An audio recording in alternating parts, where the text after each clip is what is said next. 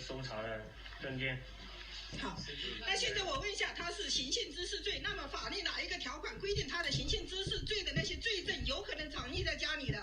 这个我不用解释，这是我们是做人。那我问一下，你们是哪一个地方的？就是这个法制科批准的？你不用说，反正我们有这个，你可以去看，这里有公章的，知不知道？这里有公章的，知不知道？这里有单位。你不用提这些问题。它是在你亲眼发生的，这个形式是不是你亲眼发生的？啊，是不是你亲眼发生的？你什么资格？啊，是不是形式是不是亲眼发生的？啊，你发不发生，你可以去。你什么资格？你什么资格？支援灾区一直在为国家做贡献，但是如今国土自然局相关单位他们竟要来强拆我们的教会，我们到底哪里做错了呢？公民有宗教信仰自由啊，国家不一直在这么提倡吗？新闻不是一直在报道吗？坚决反对强拆，一直在这么说呀，不可以强拆呀。我们有上千人呢，我们平时聚会500-600人呢，只给我们70多平的面积，所以我们现在为教会争取权益，为我们的家争取权益，这是我们的家，我们信仰20多年的家，我们要用我们的身体生命来护卫它。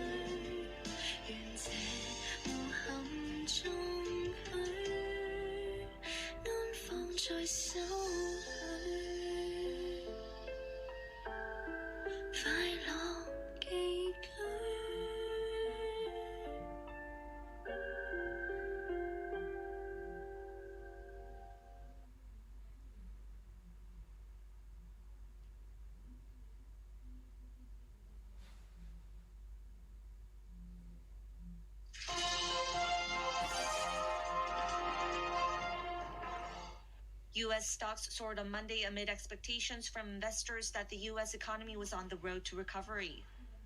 The tech-heavy Nasdaq posted a new all-time closing record on Monday after adding over 1.1%.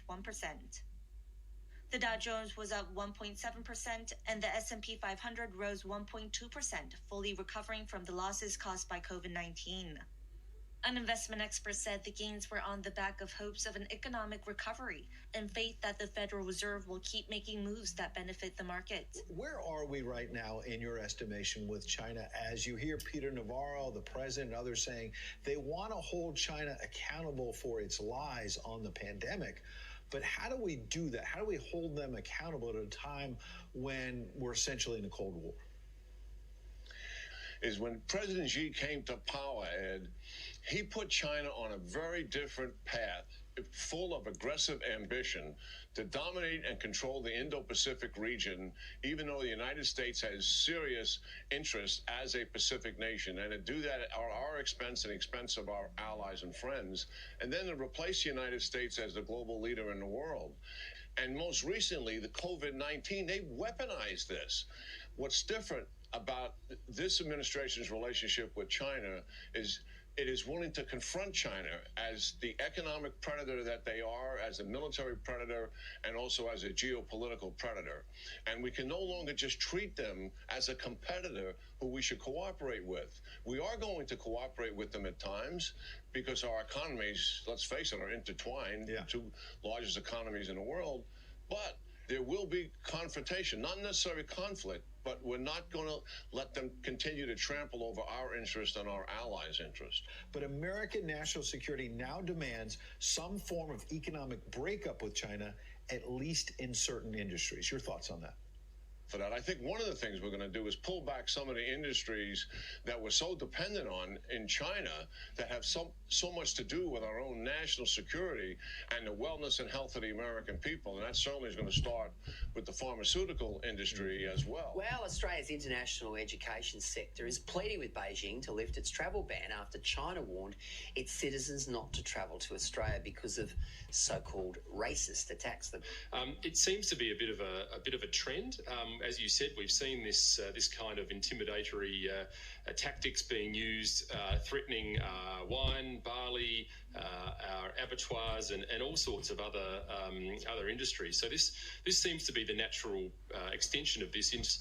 Today from KPMG and the University of Sydney that Chinese investment into Australia has dropped 60%, or did drop 60% between 2018 to 2019. Now, and it seems that China has taken the view that it's going to put that capital into countries which have signed up to the Belt and Road Initiative.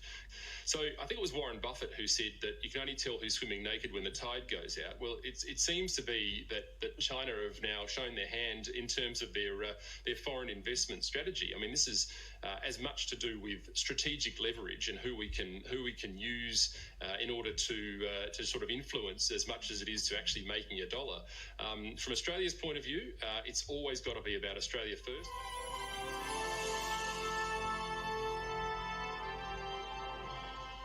This morning, new evidence the coronavirus may have been sweeping through Wuhan long before Chinese health officials told the world they had a problem. These satellite photos, seen here for the first time, show various Wuhan hospitals on several days in October of 2019. The clues are all those red dots. They represent cars inside packed hospital parking lots 3 months before the Chinese government announced the spread of COVID-19. This satellite image of Hubei Women and Children Hospital was taken in October of 2018 with 393 cars in the parking lot. A full year later, 714. At Wuhan's Tianyou Hospital, 171 cars in October of 2018, jumping to 285 in 2019. At Zhongyang Hospital, 506 to 640. And even Wuhan's smaller hospitals, like Tongji Medical Center, 112 cars in 2018 compared to 214 a year later, a 90% increase. Researchers say they can't prove this increased activity is due to COVID-19, but they did uncover another clue when they looked at Baidu, the Google equivalent in China. We found as people were searching for terms related to diarrhea, which we know now is an important symptom of COVID, as well as cough. And these things were starting to increase, late summer and early fall. Brownstein tells ABC the study also considered potential outside factors unrelated to coronavirus that could impact this spike, like mass gatherings or natural disasters. We looked through all of this. We couldn't identify any other reason for this signal. China has adamantly maintained they reported the outbreak in a timely fashion, but their own CDC director recently told Chinese local media the novel coronavirus had existed long before it was found at the wet market in Wuhan in late December. Now, we have asked the Chinese government for reaction to these photos. And our top story this lunchtime, North Korea has just closed down all communication channels with South Korea. The regime had set a deadline of noon today, which is now. It also said it will be considering South Korea as its, quote, enemy from this day forth. For more.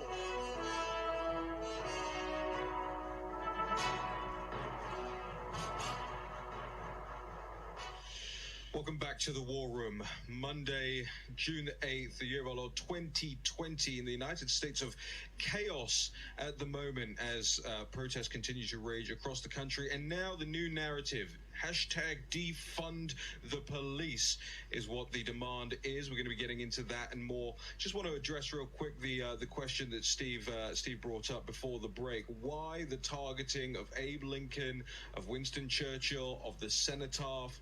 You know, Jack, I want to bring you in on this as well. My perception is that it's indiscriminate, right? They don't care. It doesn't matter. Mahatma Gandhi in both London and in Washington, D.C.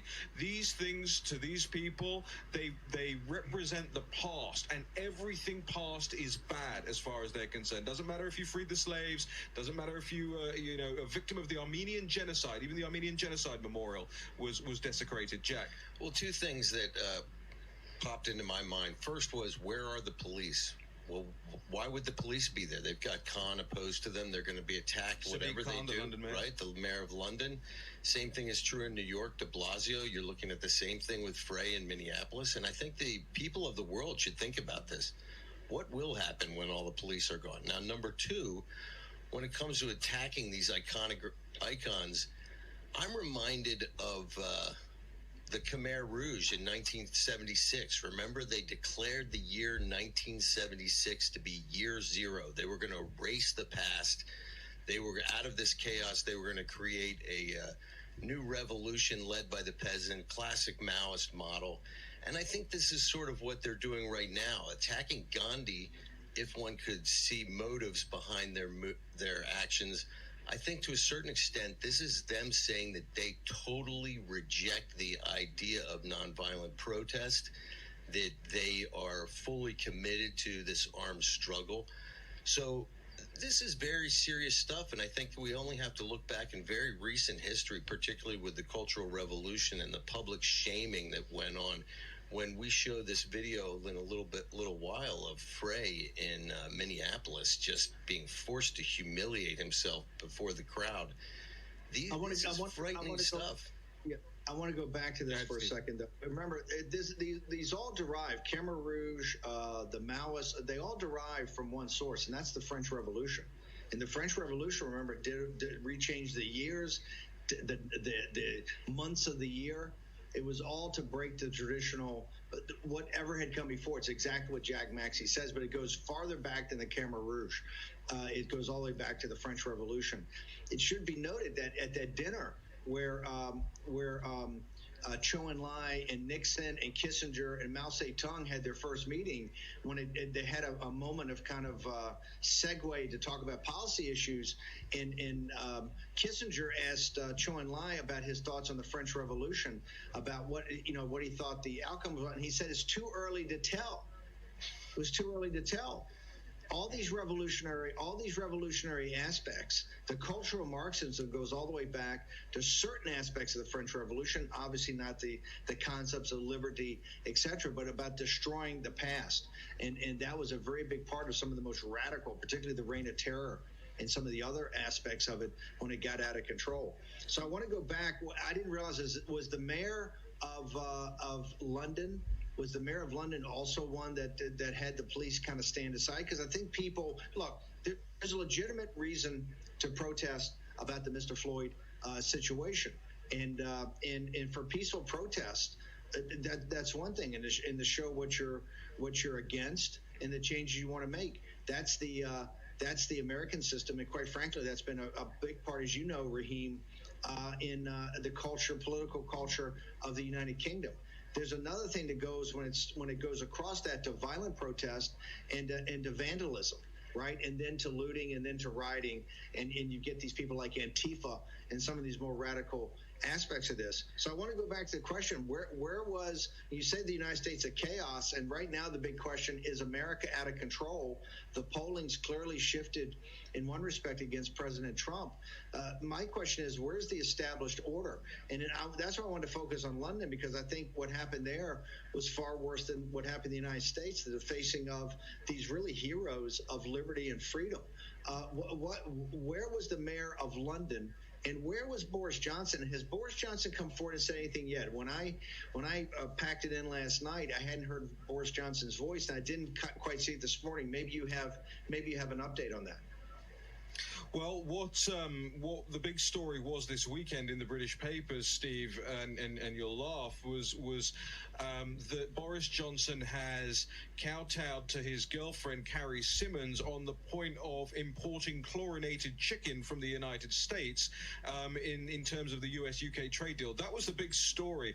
And it's almost a like-for-like with the coronavirus pandemic. And what I mean by that is, you remember the British government being cavalier in their attitudes about this from the get-go. When we were saying lock things down, the president of the United States was stopping flights incoming from China. Boris Johnson and his government wanted to pursue the herd immunity strategy. They lost time, and therefore they were hit worse. And Britain is still in mass lockdown as a result of it. We're seeing the same thing here with the protests as well. Nothing substantive from Boris Johnson. I think there was a tweet that came out this weekend, and last week he said something about saying, yeah, Black Lives do matter, and giving succor to the protesters. More on the pandemic side of things as well, Jack, there's a new study between this British professor and this Norwegian researcher, and there's also new news coming out about remdesivir and the supplies. Just walk us through really quickly the report that came out yesterday, because as I saw it, Forbes puts this report up, which was originally in NRK. This is the Norwegian, I believe it's the publicly funded Norwegian news channel, but it goes on to Forbes and sort of immediately drops off Forbes. It comes with a little editor's note in front of it that says this is no longer available, and then a couple of hours later it was back. What's going on here?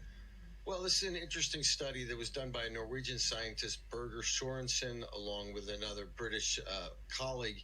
It was just published in the Quarterly Review of Biophysics. This is the study that Sir Richard Dearlove was referencing last week.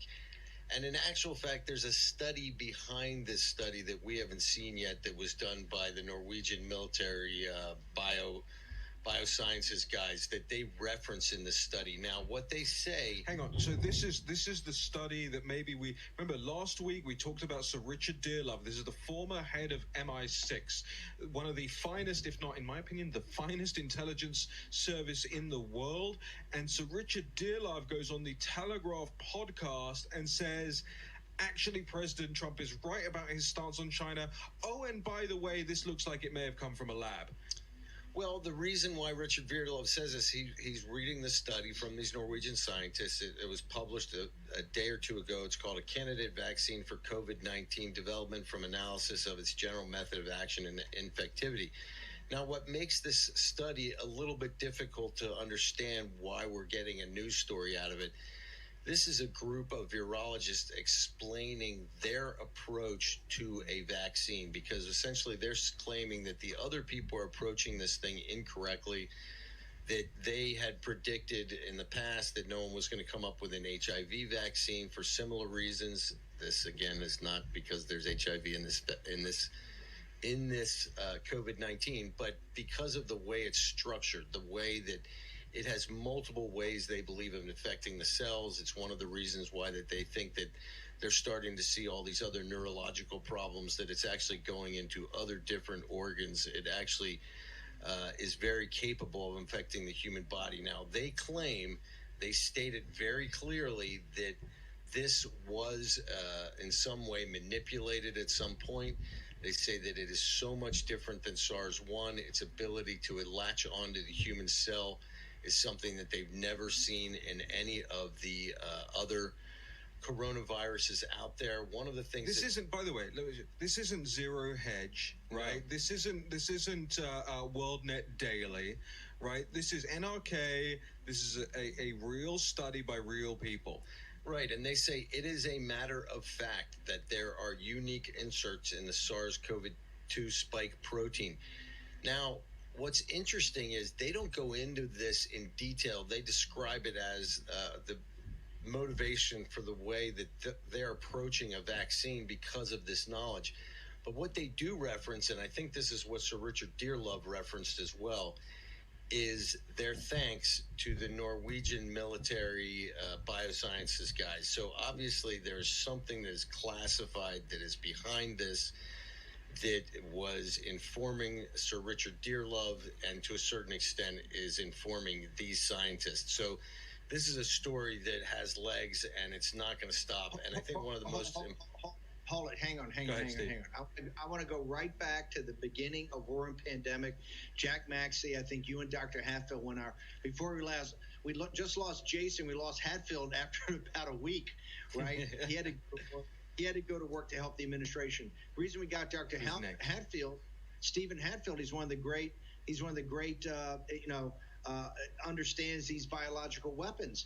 The India study, this goes back to the very beginning. The IIT, the India Institute of Technology, other people have been doing this and talking about this. The French Nobel Prize winner, Bill Gertz, I think, was on our very first episode and talked about this, and he got lit up by I think Greg Sargent or one of those guys over the thought police at the Washington Post.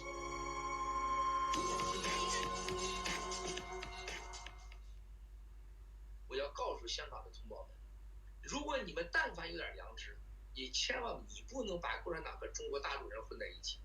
是我这样的大陆人，是香港的无数的在香港搭建无数个大陆人，冒了生命的危险支持了你们香港，包括我的很多钱，我给你们的时候，我为什么我给你钱？这都是我个人的钱，家族的钱。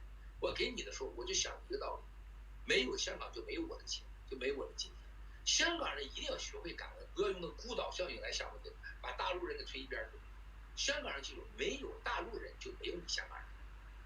大陆人绝对是反共的，新中国联邦告诉你，而且香港人像你已经站起来了，你没有资格，你也不可能再选择趴下，你选择跪下是死，你只有继续站着，要么就是死，要么就趴着。香港人没有什么选择，所以一定战斗到底。而且我可以告诉香港同胞，一定会赢香港。所有的全世界跟我们联络的机构都说一定会拯救香港，一定会把香港叫到恢复到国际法庭。而且我告诉他，香港港币一定完蛋，香港所有汉语的高官一定受惩罚，而且大陆的最后的新中国联邦的所有人都跟香港人站在一起，这就是真正的未来。香港6月9号的意义远远超出了香港，它是世界一个大变革，整个地球人类大变革的关键点。这是为什么我说这是共产党走向死亡地狱的第一道大门。